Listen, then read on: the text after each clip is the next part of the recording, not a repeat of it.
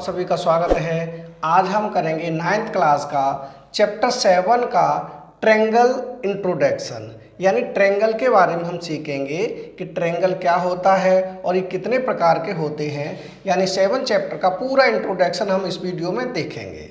तो सबसे पहले हेडिंग है ट्रायंगल, यानी ट्रायंगल क्या होता है। तो उसकी डेफिनेशन है triangle is a closed shape with 3 sides, यानी कि ट्रायंगल वह शेप होती है जो 3 साइड से घिरी होती है, यानी 3 साइड से क्लोज होती है। जैसे ये बना हुआ है ट्रायंगल ABC, ये है 3 साइड से घिरा हुआ है, तो ये हो जाएगा ट्रायंगल। अब आते हैं हम काइंड्स ऑफ ट्रायंगल पर, यानी कि जो ट्रायंगल है वो कितने प्रकार के होते हैं। तो ट्रायंगल है 2 प्रकार के होते हैं, वाई साइड या इन साइड के अकॉर्डिंग, और वाई एंगल्स और एंगल्स के अकॉर्डिंग। तो जो साइड के अकॉर्डिंग है वो फिर 3 प्रकार के होते हैं और वाई एंगल के अकॉर्डिंग भी 3 प्रकार के होते हैं। तो सबसे पहले देखते हैं हम साइड के अकॉर्डिंग। साइड के अकॉर्डिंग फर्स्ट एंगल जो होता है वो होता है इक्विलेटरल ट्रायंगल। तो इक्विलेटरल ट्रायंगल कौन सा होता है, जिसकी तीनों साइड इक्वल हों और तीनों एंगल इक्वल हों, वो होता है इक्विलेटरल ट्रायंगल। ये हमें याद रखना होगा, जिसकी तीनों साइड इक्वल हों और तीनों एंगल इक्वल हों, वो होता है इक्विलेटरल ट्रायंगल। इसका दूसरा ट्रायंगल होता है आइसोसेलेस ट्रायंगल। आइसोसेलेस ट्रायंगल कौन सा होता है, जिसकी 2 साइड इक्वल होती हैं, वो होता है आइसोसेलेस ट्रायंगल। यानी जिसकी 2 साइड इक्वल होती है वो होता है आइसोसेलेस ट्रायंगल। जैसे इसमें है ये साइड इसके इक्वल है, तो ये हो जाएगा आइसोसेलेस ट्रायंगल। अब इसका तीसरा है स्क्लेन ट्रायंगल। स्क्लेन ट्रायंगल कौन सा होता है, जिसकी तीनों साइड अलग अलग होती हैं, वो होता है स्क्लेन ट्रायंगल। तो ये हमें तीनों याद रखने होंगे। यानी साइड के अकॉर्डिंग एंगल 3 प्रकार के होते हैं। Number 1 equilateral triangle, number 2 isosceles triangle और नंबर 3 है स्क्लेन ट्रायंगल। अब आते हैं वाई एंगल, यानी कि एंगल के अकॉर्डिंग। तो इसका फर्स्ट है acute angle triangle. Acute angle triangle कौन सा होता है, जिसके तीनों एंगल 90 डिग्री से कम होते हैं, वो होता है एक्यूट एंगल ट्रायंगल।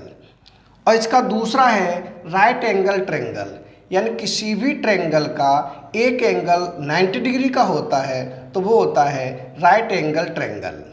और इसका तीसरा है ऑब्ट्यूस एंगल ट्रायंगल।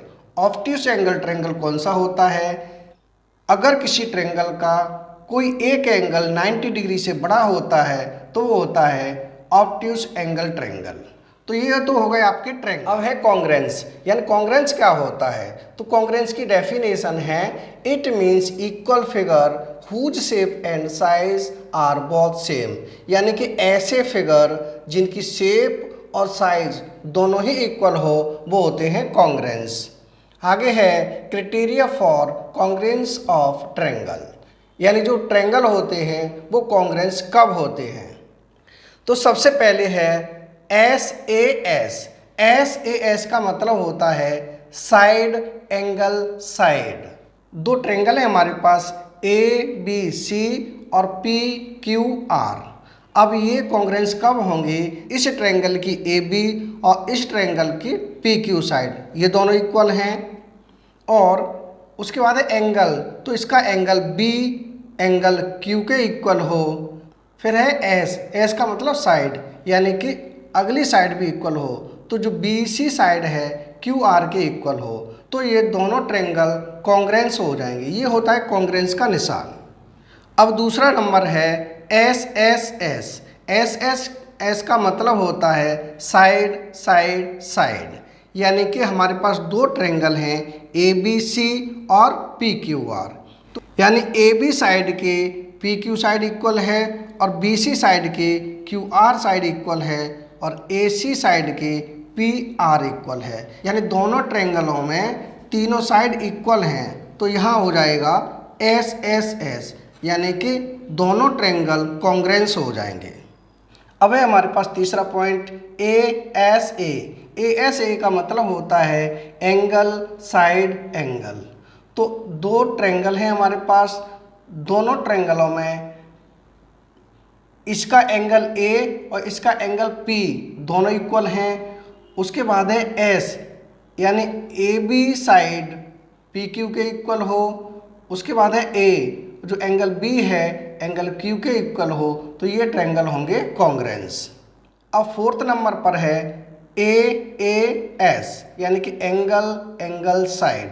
तो दो ट्रायंगलों में जब दो एंगल इक्वल हों और एक साइड इक्वल हो तो कॉन्ग्रुएंस होते हैं।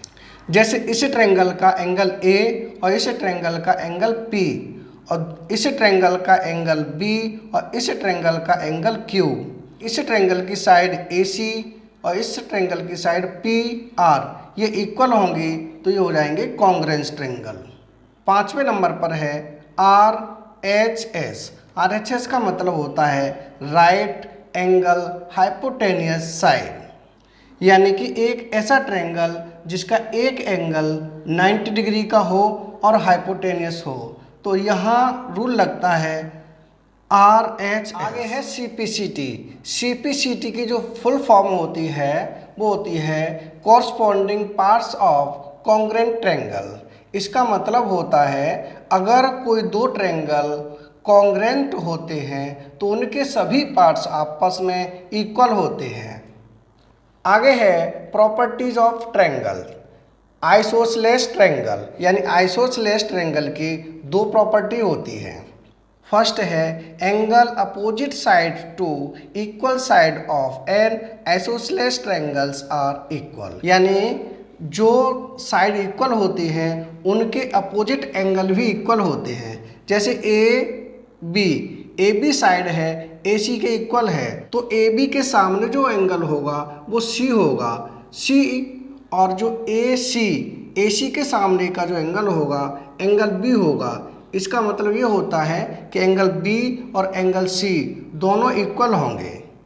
इसकी सेकंड प्रॉपर्टी होती है sides opposite to equal angles of a triangle are equal, यानी जब दो एंगल इक्वल होते हैं तो उनकी अपोजिट साइड होती हैं वो भी इक्वल होती हैं।